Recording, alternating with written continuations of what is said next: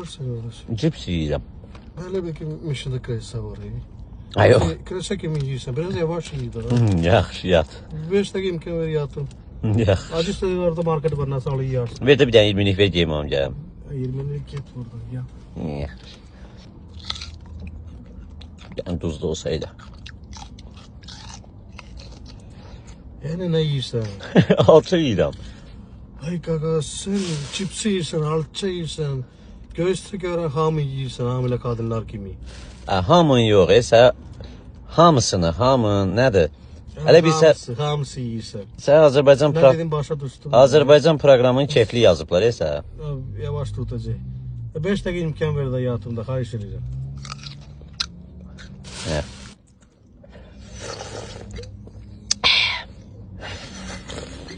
Ay kaka sen ne halsene kardeş? Su içir. Duş bas bayrağı, duş.